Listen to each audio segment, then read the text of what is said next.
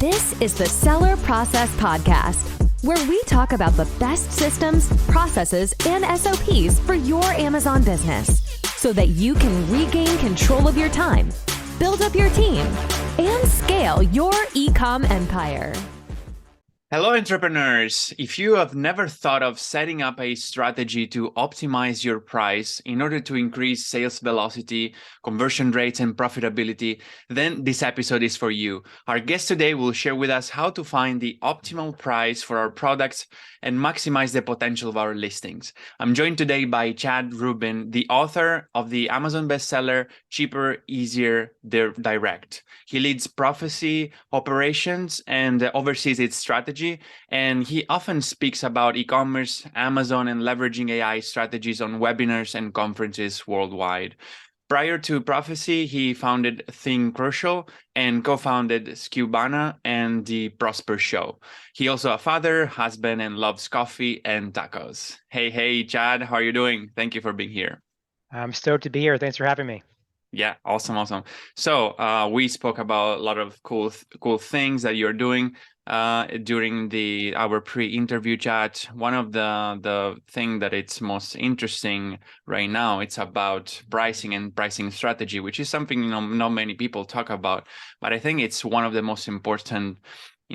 Price is one of the most important metric or factor, let's say, that affects the conversion rates, which is the most important metric. Okay, so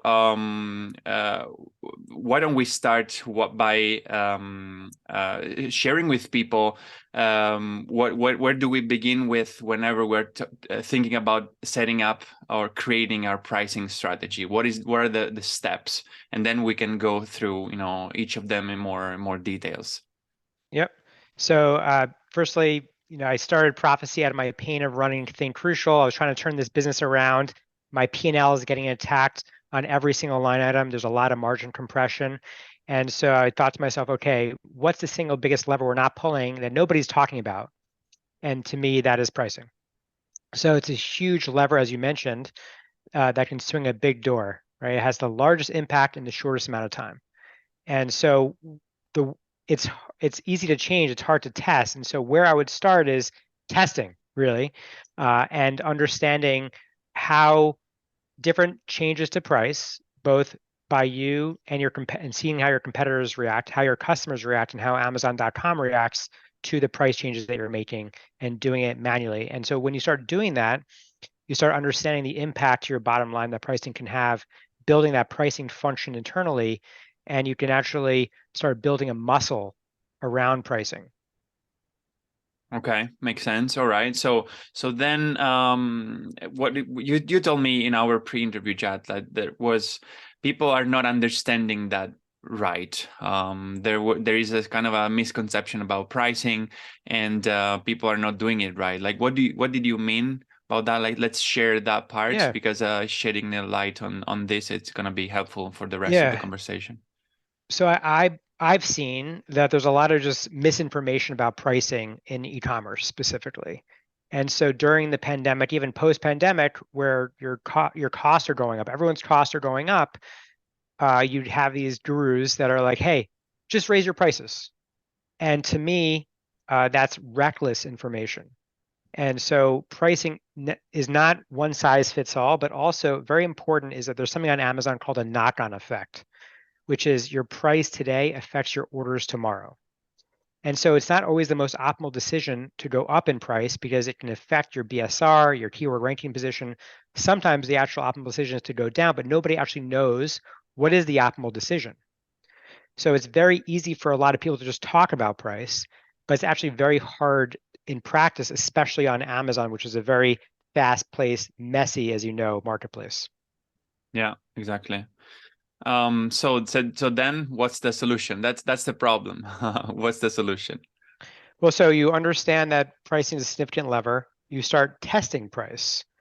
And again, most people think it's to go up. It's not always the most optimal decision. And so we talked about, with me and you on our pre-interview, we talked about this table that I started building. So after I sold Skubana, I started coming back and working on my e-com company and got into the pricing mindset and started making small changes, very small changes, and seeing how my competition reacts, seeing how Amazon.com reacts, seeing how my margins react and my customers react to those changes to price, and it's a major blind spot.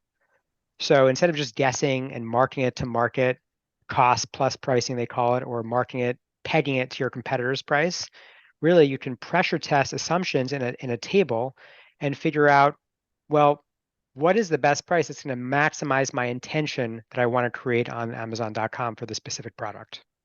Okay, that's interesting. So, guys, just to remind you that in every episode of this podcast, we always share some complementary material with you guys that you can download in our website or in the YouTube description. And this time, Chad is sharing with us basically a table that help you test pricing. So it's basically a simple version, let's say, of a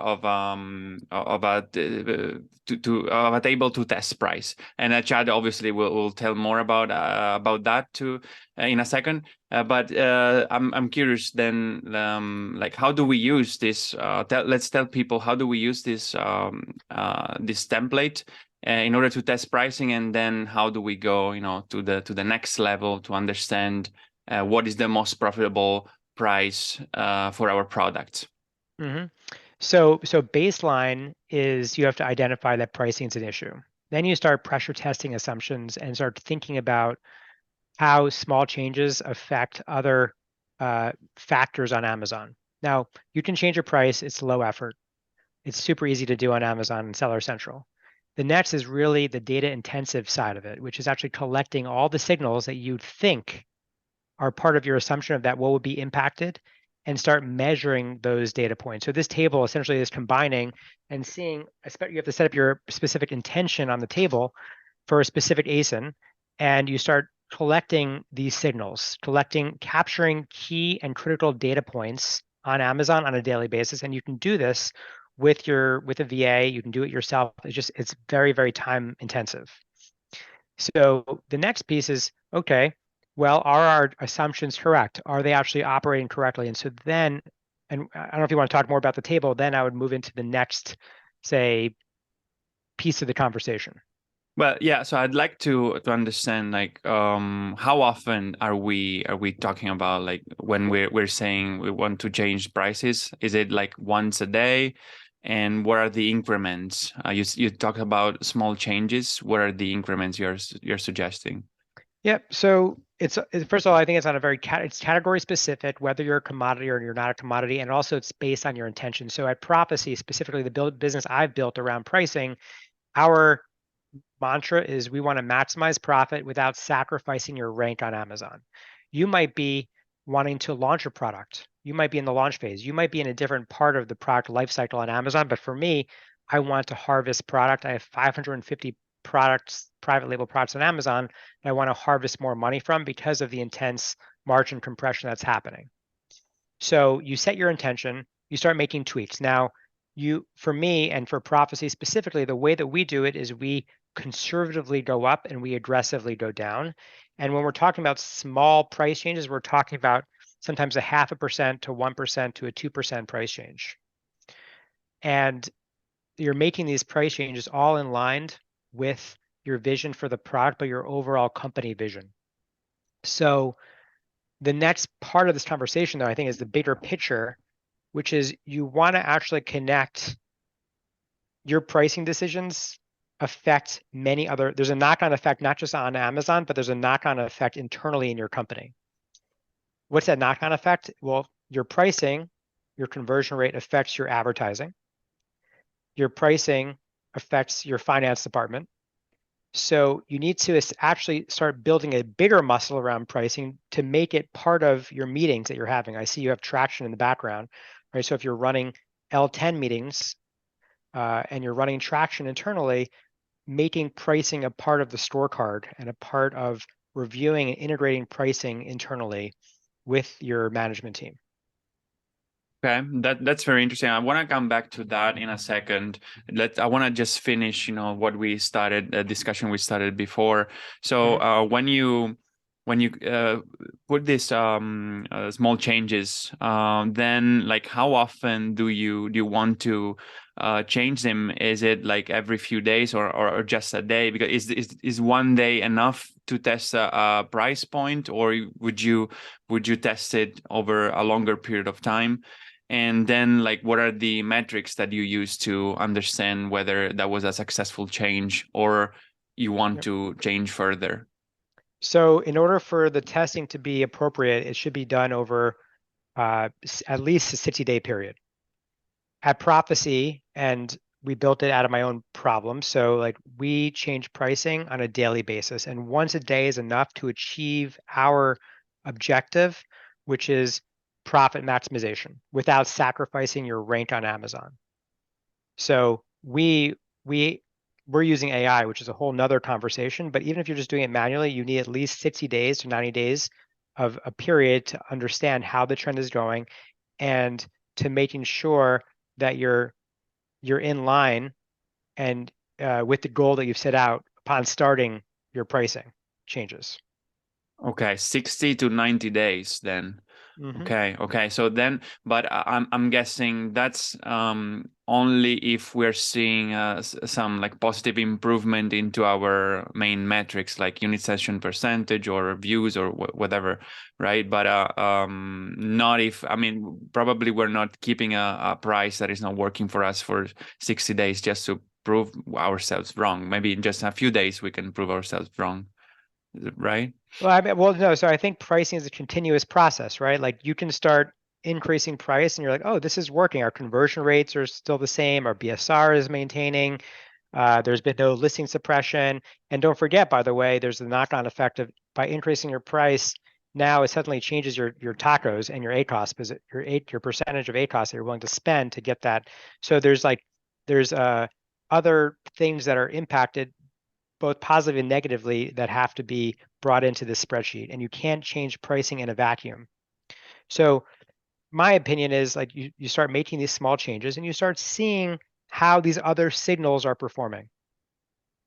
BSR, it could be conversion rate, it could be session rate, it could be how your competition reacts, right? That's very important. And you start seeing what's working and what's not working, and then start doubling down on what's working for the specific ASIN.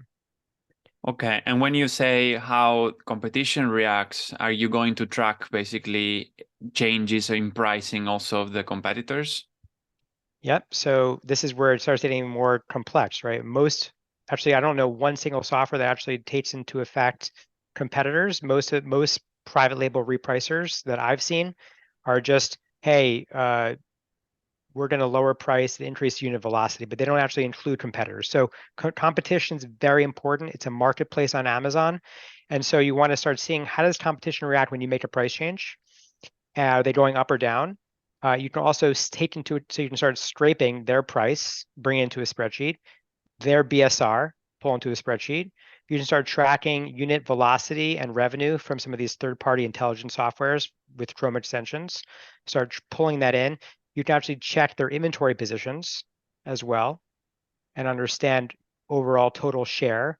So I'm trying to get everyone into the idea of like, okay, there's so many different data points to assess whether you're making the right pricing decision or not. But you have to start somewhere.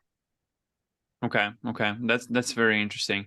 So then, going back to what you were mentioning before, how can we tie this whole process into our overall business strategy? Because as you said, you cannot change prices in a vacuum. So you gotta, do it together with the other parts of your business. So how do we tie this into, for example, the scorecard or the meetings or our marketing or our ads, PPC? How does that work? Yep. So a couple of things. One is, if for me, I'm going to share from my own personal experience, right? So I'm a student of EO and EOS. And so I like to speak from personal experience, not shit on people, but I show them what I've been doing. So one is, when you make a change in price, our intention internally at Crucial was to maximize profits without affecting rank. So now that you know that, the scorecard is really around what our net margin is at the company, right? That's the scorecard. That's the scorecard element on a weekly basis. We share how we're trending on a net margin perspective. Now, my job internally is I'm controlling price, but my scorecard metric is net margin on a weekly basis. Now, I can have to-dos out of that come out of that, but I have to start really thinking about circling up around my price discipline and connecting that with, for example, advertising. Because I know that if I, for example, if I increase price and then suddenly we're not connected for an advertising perspective and I don't share that with my advertising team, what happens? I increase price, which means that demand could be offset. And I need to make sure that they're not going to actually just reduce spend by 30% suddenly, which will really affect our whole monetization strategy as a company. So you have to start connecting the pricing discipline, having calls with me, if I'm the pricing expert, with my ads team to make sure that we're synchronizing that together. I might also discuss this with finance because they're forecasting our margins and our cash flow as a business. So we're essentially connecting all the dots in the company around pricing because it's such a big lever that touches other elements of the business. Okay. When you're saying about net margins in your scorecard, are you talking about per SKU, right? So each SKU will have its own net margins, not business level net margin. So it depends on how many SKUs, right? I have 550 SKUs, and that's going to be unsustainable to have a scorecard for each of those. So you can either categorize SKUs based on intention as a scorecard, or you can have an overall company margin that you're trying to get to. I'll tell you that when I took over Think Crucial, I tried everything that the gurus were telling me to do. I did off Amazon advertising, I did Amazon spending, I optimized my listings. I spent all this time working on things that weren't working.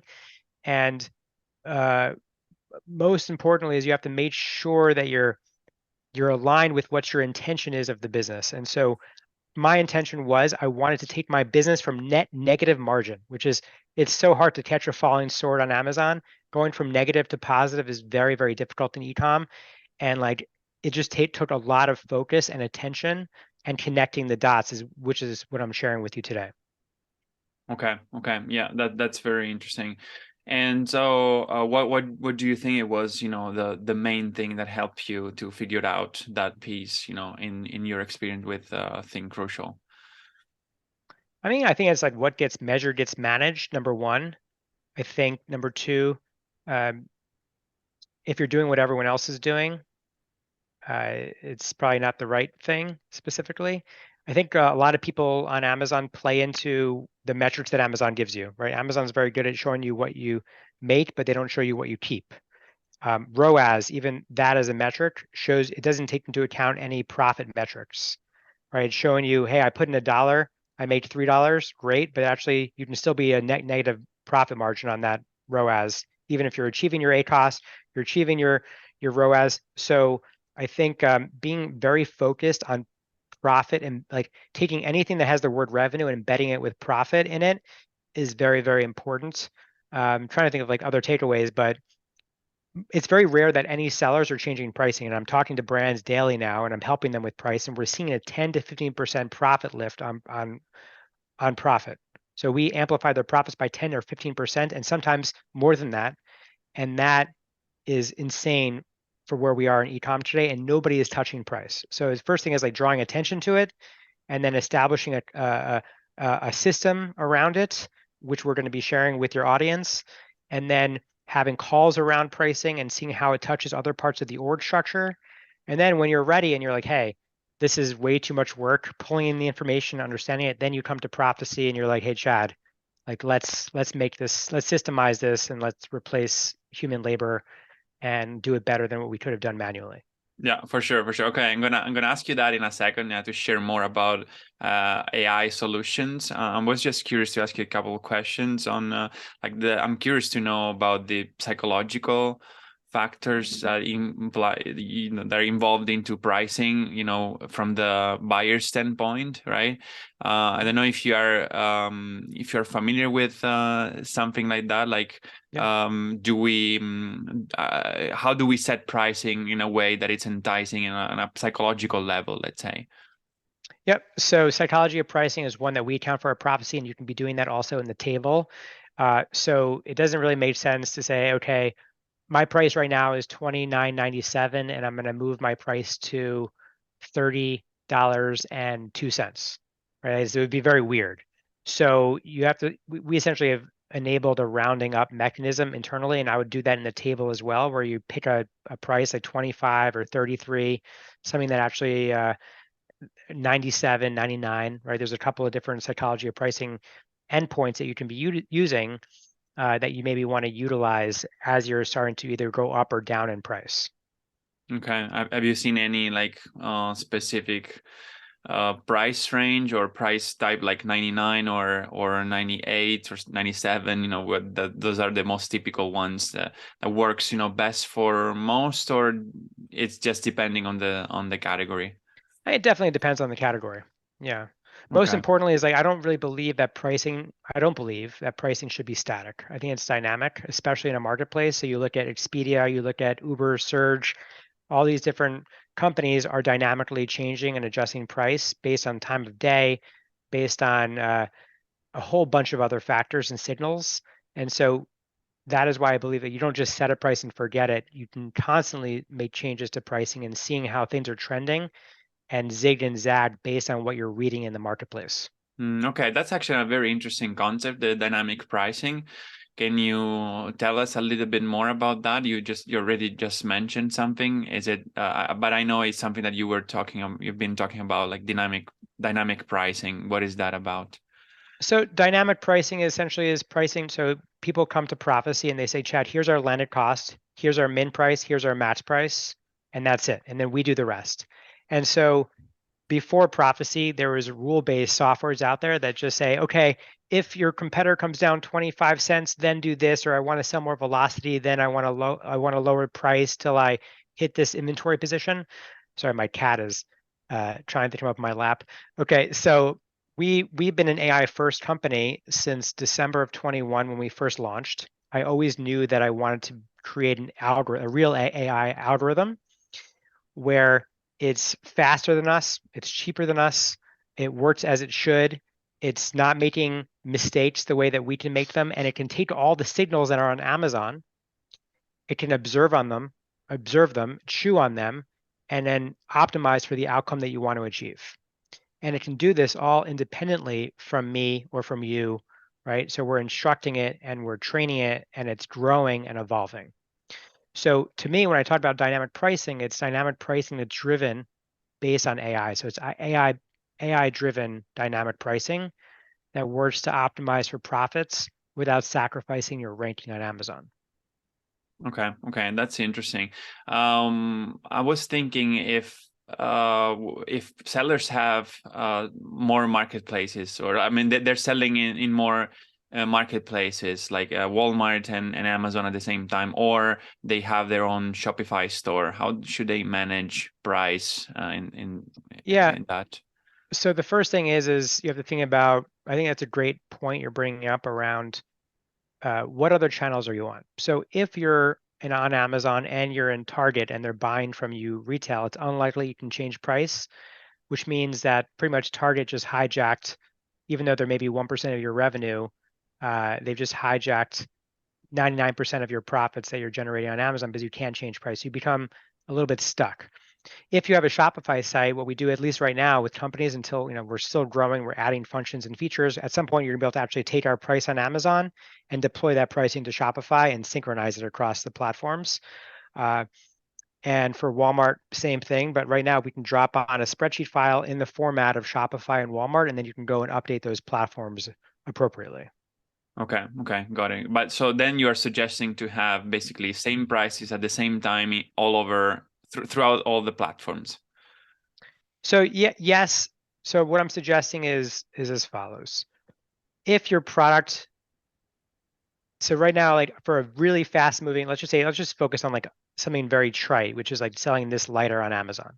So if you're trying to rank number one for a lighter on Amazon and you're BIC and you are on Shopify and you're on Walmart, chances are that Amazon is probably scraping based on UPC code and attributes other sites to see if your pricing is parity. Amazon always wants actually the lowest price across channels, so they at least want price parity. So for different sellers, it's different issues that arise.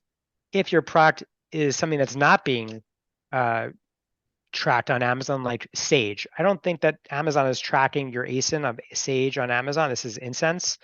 Then you actually have a lot more wiggle room to not have, you can have different pricing across different channels. And I think that comes into testing and measuring and understanding how Amazon reacts, and also should inform your decision around strategies, maybe even case packed items of a Sage, which is like a 3-pack or a 4-pack or a 5-pack. Maybe you have a 2-pack on Shopify.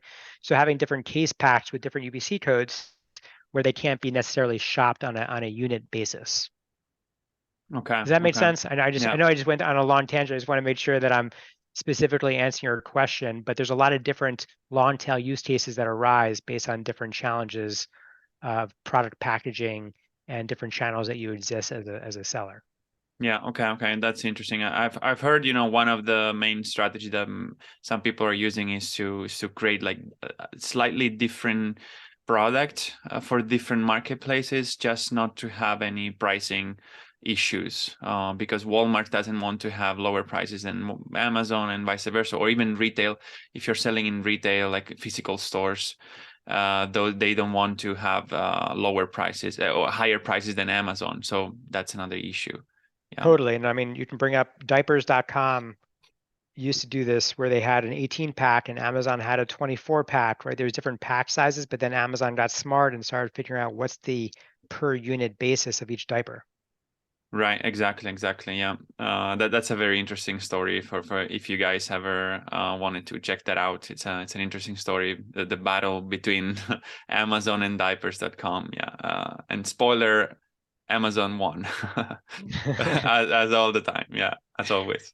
All right, Yeah. cool. So let's go to the AI aspect, the most fancy buzzword that it's going to take over humanity. What is how AI can help us achieve our goals in finding the best prices for our product. Yeah, so we essentially suck in all these different signals that I've mentioned already on the call, but many, many more. We're talking about like billions of data points are sucked into a model, and with the intention of making you more money as a business and having you feel wealthier in your pocket. So that's what we built. I've been building this for now since December of 21. I raised 2.3 million. So we're actually really building real AI. It's not just something that we slap on our website and say that we're AI. And unfortunately, there's a lot of pretenders in the Amazon space that do this. We are the first fully automated repricing platform for private label brands on Amazon. And we're only doing this for private label. We don't work with resellers or arbitrage folks. It's just for we live and die by the SERP. We don't live and die by the buy box.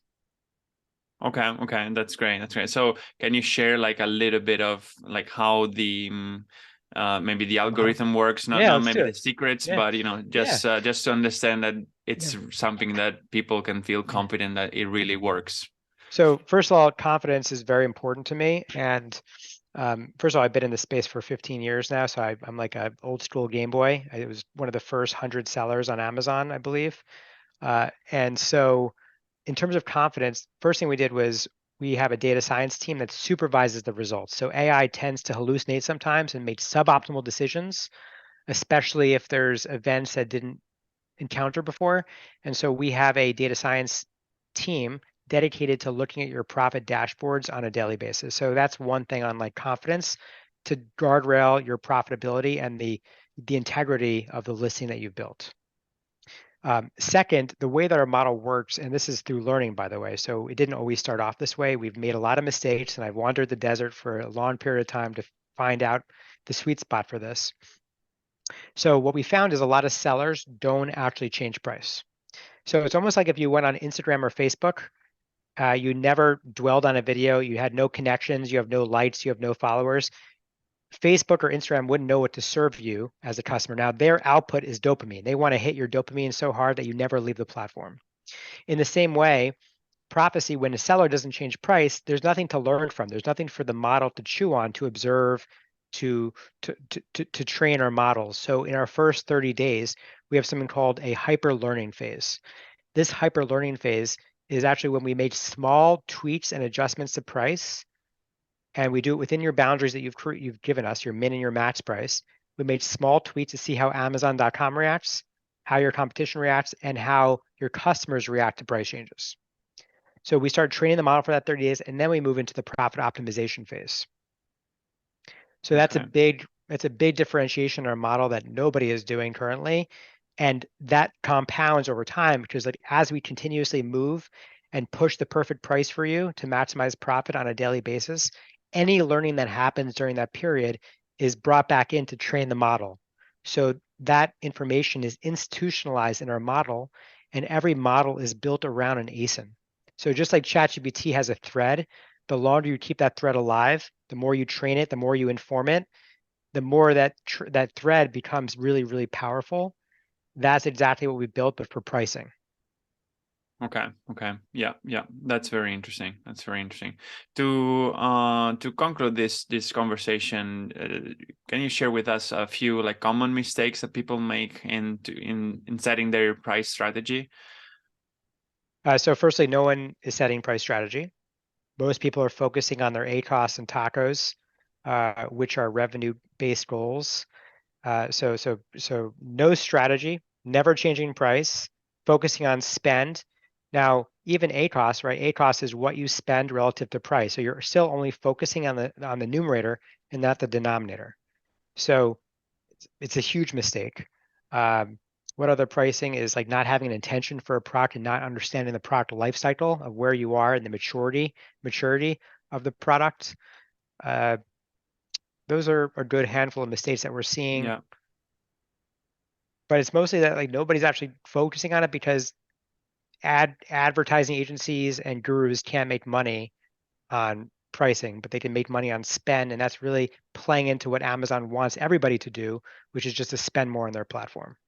Mm-hmm. Yeah, that's true. Okay, that's very interesting. I think it's a huge topic. Obviously, we could talk even more about that. I think we touched the right points for people, to start learning and thinking about setting up their right strategy. So how can people reach out to you in case they would like to even go further and or perhaps try an AI solution for their pricing? What's your share with people your contact and how can they find you? Well, so I'm always posting thoughts, like raw, unfiltered insights around being a better e-commerce operator and also just better human being. I'm constantly posting on LinkedIn, so I suggest you check me out on LinkedIn, Chad Rubin, or Twitter, Chad Rubin. If you want to email me directly and talk shop, I would welcome that. My email is Chad. This is my personal email. It's chad@profasee.com. That's PROFASEE.com. Would love for you to email me and happy to support any way I can. That's awesome. Yeah. Thank you, Chad, again for this insights. The insights you shared, it was really valuable. Yeah. Thank you again. I think we'll have more chances to talk again in this podcast. Cool. Thank you so much for having me and enjoy the day. Yeah, thank you. Guys, remember the key to success is to emulate the best. So take home the insights that Chad just shared with us and implement them in your business. Remember to download the Amazon pricing strategy table that Chad is sharing with us and use it in your business. I hope you will find, the right price for the right price that increases your profitability for your product. And so that you will thank us for sharing these insights with you. Have a productive week, guys, and I'll see you in the next episode. Bye. Hey, entrepreneurs! I hope you enjoyed the episode and learned something from the interview. If you're serious about creating systems for your business, automating processes, and building up your team so that you can transfer the tedious daily tasks in order to focus on more high-level strategic tasks and work on your business and not in your business, I've created a guide for Amazon sellers named Capturing Systems and Creating SOPs that you can find at thesellerprocess.com/systems ebook, where you will learn how to leverage systems and SOPs in your Amazon business so that you can accomplish more by working less, optimize your time, automate and delegate tasks, and reap the benefits of being a true business owner and not simply an operator in your own business. Go download the ebook at thesellerprocess.com/systems ebook and start implementing all the tips and insights that I share with you. And leave us a review or a comment to let us know how the content we are sharing here is making an impact in your business. And have a productive week.